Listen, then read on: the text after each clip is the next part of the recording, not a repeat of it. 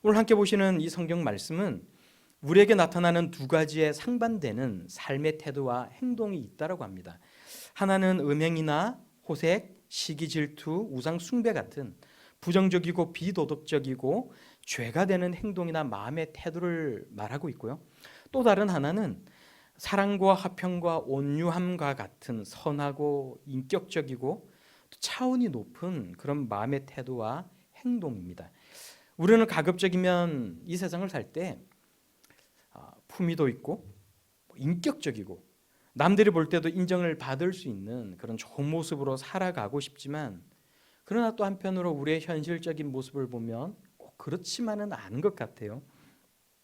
직장이나 어떤 그 모임에 가게 되면 꼭 그곳에 누군가가 나를 자극하고 마음을 아프게 하는 사람이 있지 않습니까?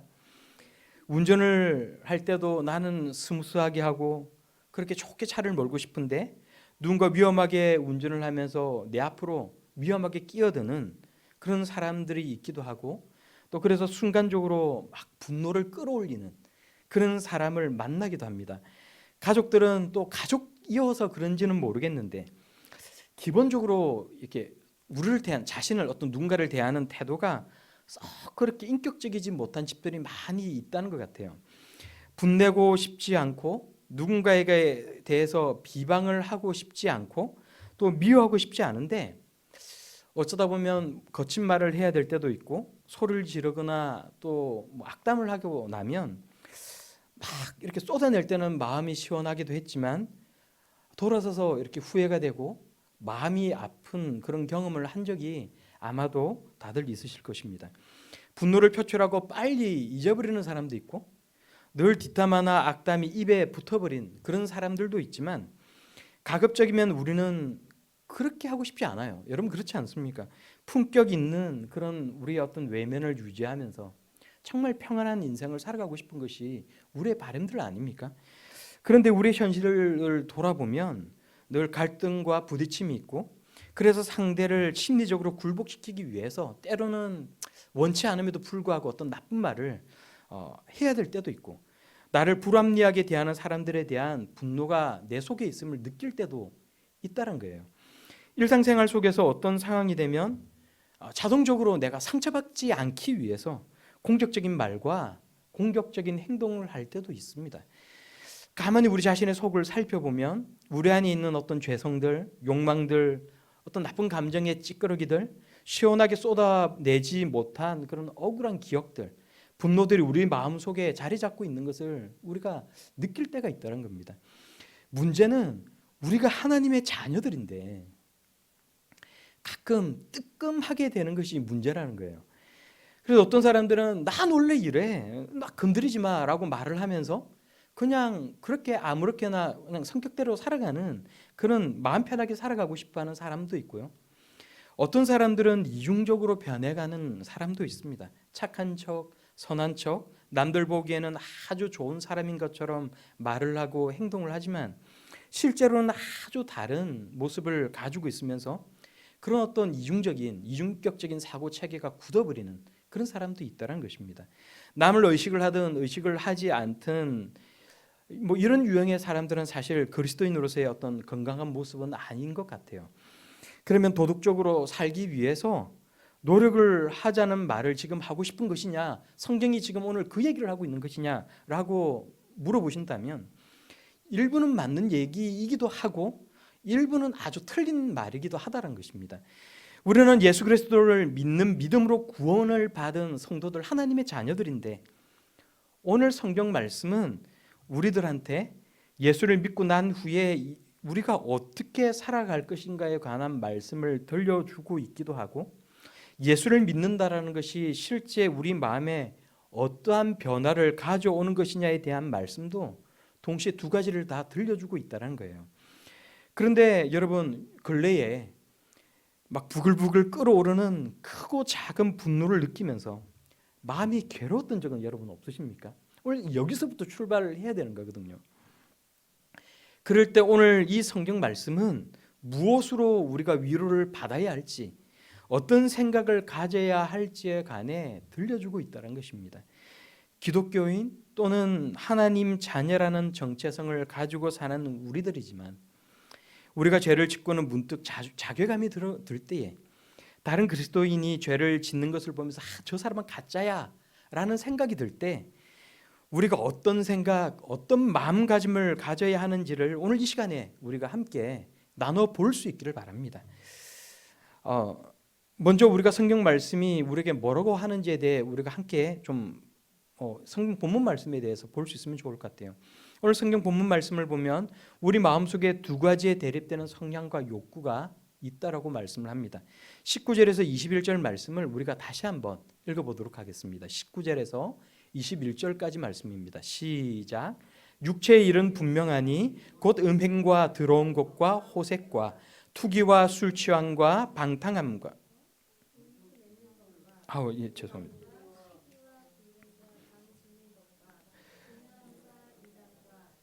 투기와 술 취함과 방탕함과 또 그와 같은 것들이라. 전에 너희에게 경계한 것 같이 경계하노니 이런 일을 하는 자들은 하나님의 나라를 유업으로 받지 못할 것이요. 아멘, 아멘. 여기서 이 육체의 일, 19절에 육체의 일이라는 표현은 우리 속에 있는 죄를 짓고자 하는 어떤 본성이 올라온 것들이 그대로 마음과 행동으로 이렇게 나타나는 것을 이야기하는 것입니다. 그걸 육체의 일이라고 표현을 하고 있어요. 사람마다 욕망을 조절하는 것이 차이가 있을 수 있고 그래서 드러나는 죄성은 사람마다 다 다를 수는 있지만 오늘 성경 본문 말씀은 이런 죄들이 오늘 이렇게 나열하고 있는 이런 죄들이 우리의 삶의 모습들 속에서 나타난다라고 말씀을 하고 있는 것입니다. 여러분, 그러니까 우리가 오늘 이 성경 말씀을 함께 보면서 이 말씀을 그냥 읽거나 그냥 흘려버리지 마시고 나에게는 어떤 죄가 강한 편인지 우리가 함께 생각을 해보면 좋을 것 같아요. 그러니까 자아 비판을 하자는 것이 아니라 나는 요즘 어떤 부분이 약해서 그래서 내가 넘어지기 쉬운지 스스로가 생각을 해보자는 말입니다. 19절 말씀을 보면 음행과 더러운 것과 호색이라고 표현하고 있는 이것은 올바르지 못한 성욕, 음란한 마음과 행위를 이야기를 하는 거예요. 성욕이 행동으로 딱히 옮겨지지는 않아도 성적인 상상을 하면서 계속해서 마음속으로 그것을 즐기는 것, 지속적으로 그런 생각을 가지고 있는 것, 그것을 오늘 성경을 보니까 더러운 것, 호색이라고 말씀을 합니다. 또 20절의 말씀을 보면 우상 숭배와 주술이라고 하는데 하나님께 기도하는 것보다 실제로 우리가 삶을 살아가면서 이게 더 현실적이고 더 효과가 있는 방법이야 라고 생각을 하면서 더 심리적으로 의지를 하게 되는 것, 그게 우상 숭배라는 거예요. 우리에게 이런 것은 있지는 않은지 한번 우리가 함께 생각해 볼 수 있으면 좋을 것 같아요. 오늘의 운수를 보고 사주팔자를 보는 것, 그것이 주술입니다. 기독교인들 가운데 전보로 가는 사람이 상당히 많이 있다고 합니다. 혹시 여러분 주변에는 없으십니까? 혹시 여러분은 이런 오늘의 운세 이런 것들을 혹시나 관심을 가지고 보신 적은 없으십니까? 또 원수 맺는 것과 분쟁과 시기와 분냄이라고 표현을 하는 이곳에서 원수 맺는 것은 딱히 누군가가 내가 딱 저 사람과 정말 원수가 되겠다라는 생각을 가지지 않는다 할지라도 두 사람 사이에 너무나도 갈등이 커서 사실상 원수가 되어버리는 것인데, 사실 우리가 우리의 삶을 돌아보면 우리 생각보다는 이런 일이 꽤나 많이 있다는 거예요. 또 남들하고 싸우고 시기 질투하고 우리가 그러지 맙시다 이렇게 말을 하면 보통은 사람들이 나는 아닌데 라고 생각을 하는 사람이 많이 있다는 거예요. 그러니까 우리 스스로가 우리 자신을 잘 못 본다는 것입니다. 요즘 나한테 화내고 갈등을 일으키는 사람들이 유독실히 내 주위에 많구나라는 그런 생각이 든다면 손바닥도 마주쳐야 소리가 나는 거라고 늘 우리가 이제 얘기를 하는데, 나에게도 이런 죄의 모습이 다분히 있을 수도 있겠구나라는 생각을 하면서 내가 좀 스트레스가 많아서 어쩌다가 내가 검투소와 같은 그런 사람으로 변해버렸을 수도 있겠구나라고 한번 생각을 해보는 것도 유익할 것 같습니다. 또 어떤 사람은 화를 내는 게 생활이 된 사람도 있어요. 뭐만 하면 그냥 막 화를 내고 그런 사람이 있는데, 그런 사람들을 보면 대체로 직장의 후배들 혹은 자기 가족들을 대상으로 잘 그런 사람들이 많이 있다고 합니다. 그러니까 그러면서 정작 자기는 모른다는 거예요. 모든 건 다 자기가 화를 내는 데는 이유가 있고 언제든지 화낼 준비가 되어 있는 사람, 혹시 그 사람이 내가 아닌지 우리가 오늘 또 이 성경 말씀을 함께 보면서 우리가 깊이 되돌아볼 수 있는 그런 시간도 가질 수 있으면 좋을 것 같습니다. 당 짓는 것과 분열함과 이단이라고 하는데, 당 짓는 것은 자기 자신의 눈앞의 이익을 위해서 혹은 자기 고집대로 하거나 자기를 드러내고 나타내기 위해서, 내세우기 위해서 파당을 만들거나 어떤 집단 행동을 하는 것을 말을 하는 것입니다. 그런데 여러분, 중요한 것은 바로 이것이 죄라는 것을 인식하고 심각성을 가져야 한다는 거예요. 술 취하고 방탕하게 행동을 하면서도 이게 죄라는 심각성을 가지고 있지 않으면 성령께서 우리에게 하시는 말씀을 들을 수가 없다는 것입니다. 영적으로 닫혀 있기 때문에 성령님의 소리를 우리가 들을 수가 없다는 거예요. 나 그냥 이렇게 살게 그냥 내버려 둬. 세상 사는 게 다 그런 거 아니야? 라고 생각을 하는 사람들에게 오늘 성경이 뭐라고 말씀을 합니까? 21절 말씀을 보면 전에 너희에게 경계한 것 같이 경계하노니라고 해요. 그러니까 전에 너희들에게 주의를 준 것을 또다시 주의를 준다라고 표현을 하고 있는 이 말은 이게 정말로 심각한 문제라는 것을 강조하고 있는 거예요.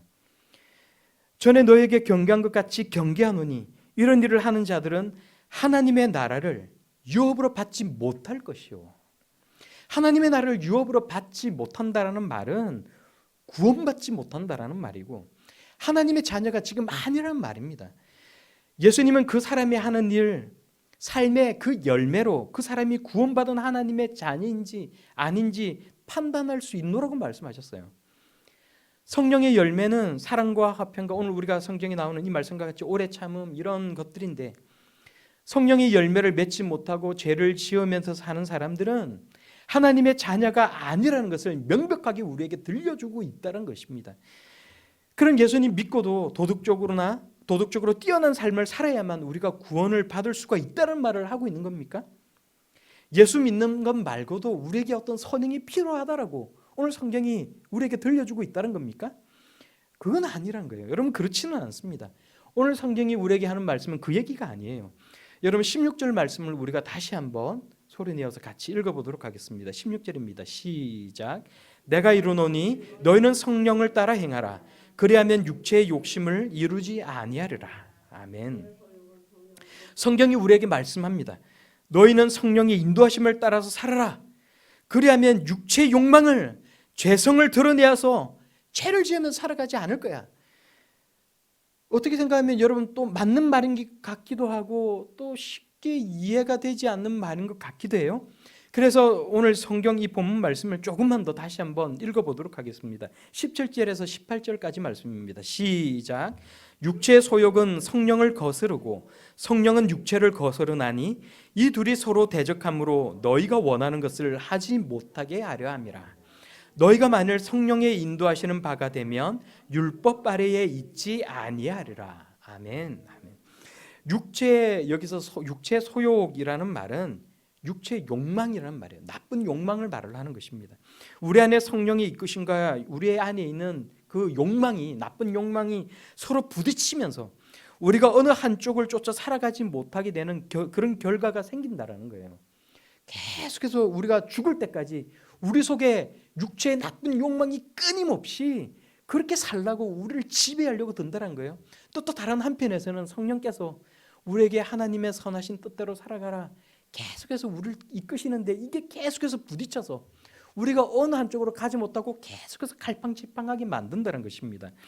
육체의 강렬한 욕망이 일평생 동안 우리를 지배하려고 해요. 성욕이 있습니다. 우리 속에 물욕이 있어요. 자아도취와 자기만족, 지독한 자기애가 있습니다. 나를 사랑하는 자기애가 너무나도 강하여서 자꾸 하나님과 관계없는 삶을 살아가도록 우리를 자꾸 딴 쪽으로 이끌어간다는 거예요.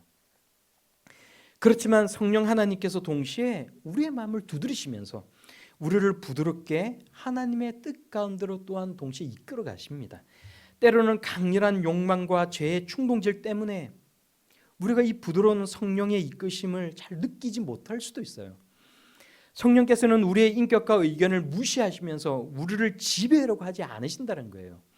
그래서 성령께서 주시는 은사도 때로는 어떤 특별한 경우가 아니라면 우리가 그 은사조차도 거부할 수가 있다는 것입니다. 우리가 하나님께 하나님 우리가 그걸 받지 않겠습니다라고 말을 하면 주지 않으신다는 거예요. 성령의 이끄심을 얼마나 잘 느낄 수 있느냐라는 것은 그 사람의 믿음의 문제고 그 사람이 가지고 있는 영성의 문제입니다. 그런데 오늘 성경 18절 말씀에 우리가 성령의 인도하심을 받으면 우리가 율법 아래에 있지 않는다라고 말씀을 하세요. 너희가 만일 성령의 인도하시는 바가 되면 율법 아래에 있지 아니하리라. 그러니까 율법 아래에 있지 않는다는 말이 그럼 도대체 뭐냐라고 하면 이 말씀은 율법의 구속력 아래에 있지 않는다는 말씀이라는 거예요. 그런 의미라는 거예요. 무슨 말이냐면 율법은 우리가 어떻게 사는 것이 하나님의 뜻대로 사는 것인지를 알고 깨닫게 해주는 역할을 하기도 하지만 동시에 우리가 죄인이라는 것을 알게 만들어주는 역할을 하는 것이 율법이고 그래서 우리를 고발하는 것, 하나님께 우리가 죄인이라는 것을, 죄를 지었다는 것을 고발하는 것도 율법의 역할이라는 거예요. 또 우리를 심판과 저주 아래로 가두는 것, 그것도 율법이라는 것입니다. 율법이 없으면 우리가 죄를 지어도 그게 죄라는 것을 알지 못한다는 거예요. 그런데 하나님께서 우리에게 주신 율법, 또 혹은 하나님을 알지 못하는 이스라엘 백성들이 아닌 사람들 가운데 그 신명 가운데 하나님께서 불어넣어 주신 우리 가운데 있는 그 양심이 우리가 죄를 지을 때 그게 죄라고 우리에게 고발을 하고 하나님께 고발을 한다는 거예요.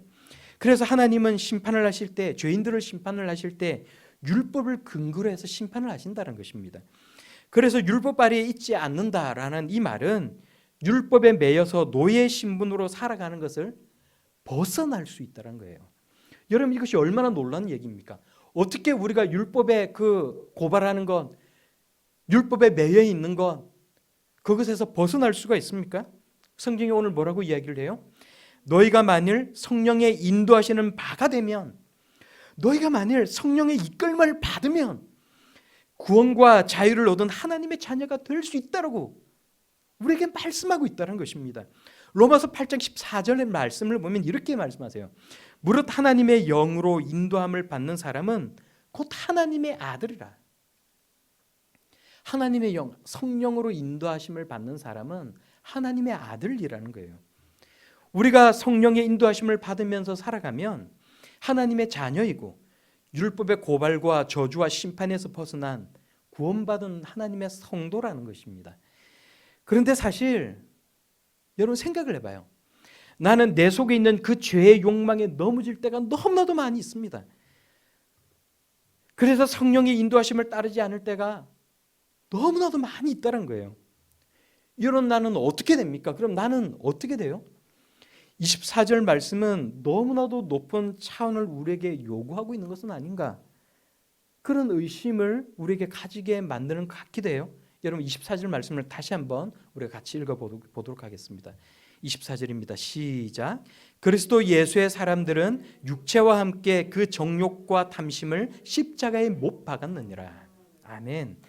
예수 그리스도를 믿는 우리는 우리에게 있는 육체 정욕과 탐심을 십자가에 못 박아 버렸으므로 이제 우리는 더 이상 죄와 욕망이 이끌려 사지 않는다라고 말씀하시는 거예요. 물론 이것이 진짜로 우리의 육체와 정욕과 탐심을 십자가에 못 박았다라는 말은 아닙니다. 비유적인 표현이잖아요. 죄와 욕망에 사로잡혀 살지 말자 우리에게 들려주고 있는 것입니다.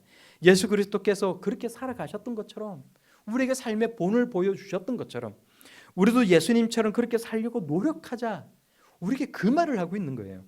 하지만 모든 기독교인들이 이 말씀을 읽을 때 이 말씀에 다 도전을 받는 건 아니라는 것입니다. 여러분은 오늘 이 말씀을 읽으면서 여러분 마음 가운데 도전이 되십니까? 여전히 세상을 살아가는 방식 그대로 신앙생활 따로 세상을 사는 방식 따로 그렇게 살아가는 사람들이 그런 기독교인들이 너무나도 많이 있다는 거예요. 성령의 이끄심, 성령의 인도라는 것을 어떤 신비주의적인 그런 표현으로만 여기면서 실제 살아가는 그 삶 가운데서는 크게 하나님의 말씀을 성령의 이끄심에 대한 것들을 관심을 가지지 않고 살아가는 사람들이 많이 있다는 것입니다. 여러분은 어떠십니까?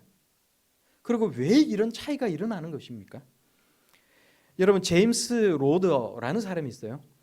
이 사람이 하버드 대학에서 박사학위를 받고 이제 굉장히 유명한 미국의 프린스턴 신학대학원에서 교수로 지냈던 사람이에요.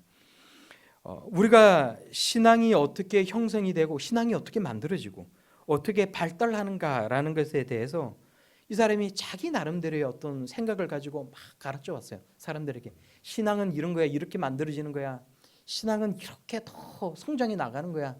성경에 있는 말씀 그대로가 아니라 이 사람이 가지고 있는 어떤 인문학적인 지식, 자기가 가지고 있는 어떤 철학적인 사고를 가지고 학생들을 가르쳐 왔다는 거예요. 그런데 그런 자신의 생각이 송두리째 바뀌어버리는 사건을 경험하게 됩니다. 어느 날 오후에 차를 몰고 이제 가족들을 태우고 가다가 길 옆에 고장나서 멈춰 있는 차를 보게 돼요. 그래서 그 차를 도와주려고 아유 이렇게 다 쌩쌩 차들이 지나다니는데 저 연세 많으신 분이 할머니가 고장난 차 때문에 이러지도 못하고 저러지도 못하고 어이구 이게 1970년에 일어났던 일이에요. 그러니까 그때 아마 이런 핸드폰도 없었겠죠. 얼마나 이렇게 고생스러우냐 싶어서 내가 도와줘야지 이런 마음을 가지고 이제 그 차 앞쪽에다 자기 차를 대고는 내려서 이제 보니까 차 타이어가 터져 있더라는 거예요. 그래서 아이고 뭐 별거 아닌데 할머니니까 못 고치겠구나 뭐 이렇게 생각을 하고는 이제 예비 타이어를 꺼내서 그 타이어를 빼내고 이제 타이어를 이렇게 들어서 갈아 주려고 그 안으로 몸을 집어넣고 차 밑으로 들어가서 이걸 잘 안 되는 걸 고치려고 낑낑거리고 있는데 갑자기 끼 그리는 브레이크 파일럿이 들리면서 어떤 할아버지가 모는 차가 그만 아마 이 할아버지가 깜빡 졸았나 봐요. 그러면서 자신이 지금 고쳐주고 있는 그 차를 향해서 엄청난 속도로 달려오면서 차를 꽝 하고 때려 박았다는 거예요. 이분이 그 사고 때문에 오른손 엄지 손가락 첫째 마디가 잘려나가고 갈비뼈 5개가 부러지고 왼쪽 폐에서 구멍이 나서 피가 철철 흘러내리는 이런 정말 이 자기 믿을 수 없는 일을 당했다는 거예요. 그런데 이 추돌 사고로 이 제임스 로드라는 이분이 엄청나게 놀라운 경험을 하게 됩니다. 그러니까 내가 그전에는 미처 생각하지 못했던 것들, 내가 정말로 내 주위에 있는 사람들 그리고 내 가족들을 내가 정말로 사랑하고 있구나라는 생각을 했다는 거예요. 자신이 살아있는 걸 느끼는 그 순간에. 그러면서 삶에 대한 어떤 생명에 대한 어떤 격정적인 놀라운 어떤 그런 경험을 했다는 거예요. 살아있다는 것이 너무나도 소중한 것이고 살아있다는 것이 정말 놀라운 일이구나, 엄청난 하나님의 축복이구나라는 것을 경험을 했다는 거예요. 그래서 이 사고를 겪고 난 뒤에 제임스 로더라는 사람이 기존에 자신이 가지고 있던 생각들을 송두리째 다 바꿔버리게 됩니다. 그 시간에 자기가 새롭게 태어났다는 거예요. 그 시간에 자기가 제대로 알지 못했던 하나님, 그 시간에 자기가 그 이전까지는 바로 알지 못했던 예수 그리스도의 십자가의 은혜를 그 시간에 진정으로 깨달았다는 거예요. 그리고 회심의 경험을 했다는 것입니다. 그리고는 사람들에게 이제 새로운 것들을 가르치는 거예요.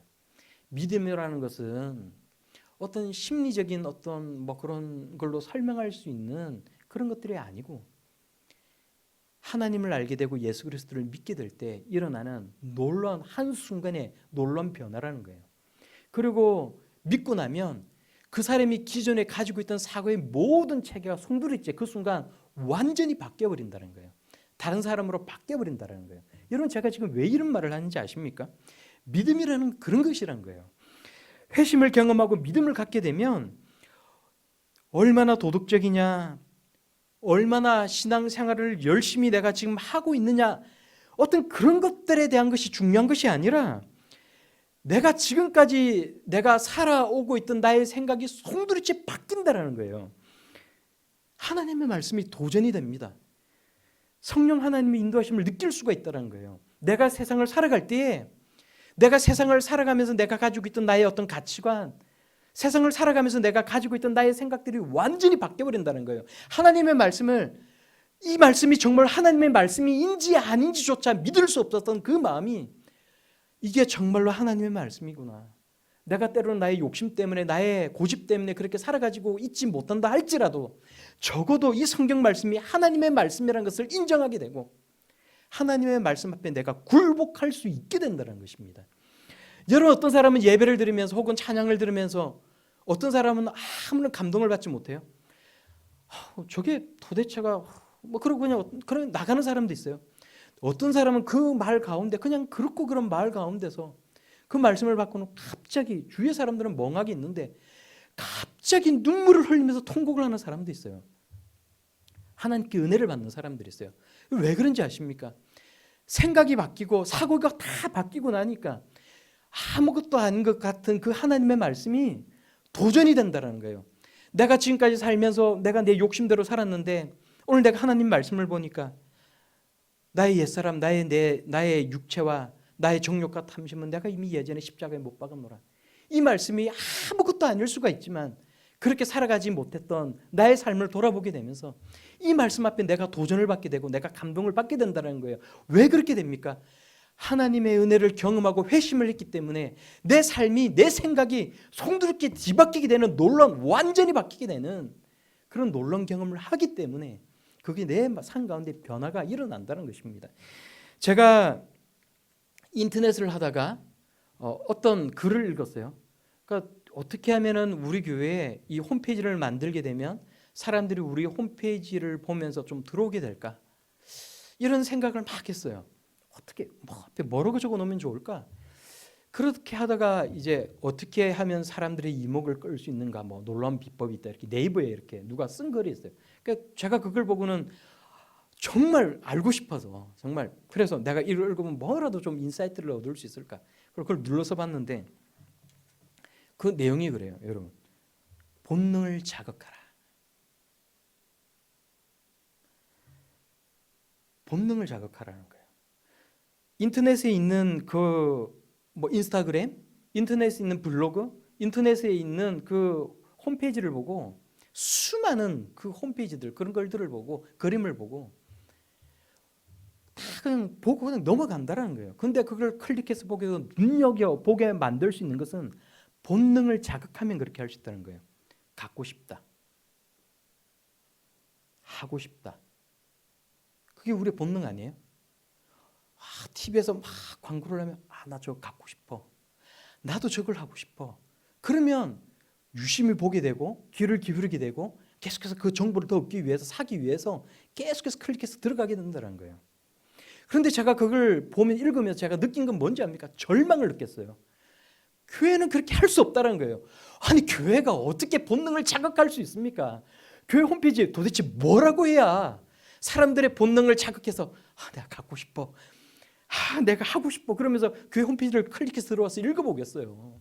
그럴 수가 없어요. 교회는 그런 광고를 할 수가 없어요. 그런 설교를 할 수가 없습니다. 불가능한 일이에요. 교회는 회심한 사람들이 생각이 바뀌니까 나오는 거예요. 그래서 성경 말씀을 보고 말씀을 들을 수가 있는 것입니다. 남들이 아무도 감동을 받지 않는 그 말에 혼자 감동을 받으면서 눈물 콧물 흘릴 수가 있는 거예요. 오늘 성경 말씀이 우리에게 들려주는 말씀이 뭐예요? 성령의 인도하심을 받으면서 살아갈 수 있는 그 이유가 뭡니까? 우리가 회심을 했기 때문에 성령의 인도하심을 받고자 하는 마음이 우리 가운데 생기는 거예요. 그 세밀한 성령의 음성이 우리에게 들리는 거예요. 여러분 오늘 성경 말씀을 보면서 우리에게 희망을 주는 말씀이 있어요. 뭐예요? 우리에게 희망을 주는 말씀이 있어요. 성령의 인도함을 받으면 죄를 지어도 구원받은 하나님의 자녀가 될 수 있다는 거예요. 죄 짓지 않는 사람이 누가 있어요? 성령의 날마다 인도하심을 받으면서 완벽하게 살아갈 수 있는 사람이 누가 있어요? 사도 바울은 그랬겠습니까? 사도 바울도 성경을 읽으며 싸움을 하고 서로 고집을 내세우고 다혈질적인 모습을 드러내는데 누구도 그럴 수 없어요. 예수님이 아니면 그럴 수가 없어요. 우리가 죄를 지으면서도 우리가 구원받은 하나님의 자녀로 살아갈 수 있는 이유, 그것은 우리가 예수 그리스도를 통해 회심의 경험을 했고 우리가 성령의 인도하심을 받고자 하는 마음이 우리 속에 있기 때문에 그렇다는 거예요. 그렇게 살아가기를 포기하지 말라고 오늘 본문 말씀이 우리에게 들려주고 있다는 것입니다. 또 동시에 절망적인 말씀도 있어요. 우리에게 성령의 이끄심이 없으면 구원이 없다는 것입니다. 우리는 하나님의 자녀가 아니라는 거예요. 여러분은 어떠하십니까? 이 코로나 시국에 이 작은 교회에 여러분 무슨 이득이 있어서 오늘 이 자리에 나오셨습니까? 여러분에게 믿음이 있기 때문에 나온 거예요. 여러분이 얼마나 의식을 하든지 하지 못하든지 간에 여러분 마음 깊은 곳에 여러분에게 믿음이 있기 때문에 오늘 이 시간 나올 수가 있는 거예요.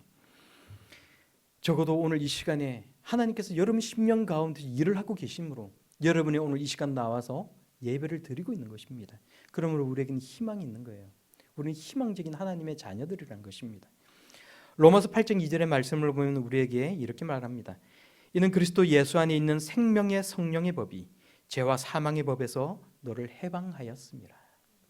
우리가 오늘 부족하여도 나의 가지고 있는 어떤 나의 약함 때문에 오늘 우리가 성경에서 들려주고 있는 이 성경의 말씀들, 우리에게 나타나는 죄의 모습들, 이런 것들 때문에 오늘 넘어지고 오늘 또 죄를 짓고 내가 또 이러면 안 되는데 또 죄를 지었구나 하는 생각을 가진다 할지라도 여전히 내가 하나님의 자녀가 맞고 내가 구원받은 하나님의 성도가 될 수 있는 이유는 우리가 예수 그리스도의 십자가의 은혜로 인하여서 하나님의 자녀가 되었고 우리가 그 하나님의 말씀으로 인하여 얼마나 큰 도전을 받든지 간에 성령의 이끄심을 받으며 살고자 하는 마음이 우리 심령 가운데 있기 때문에 그렇다는 것입니다.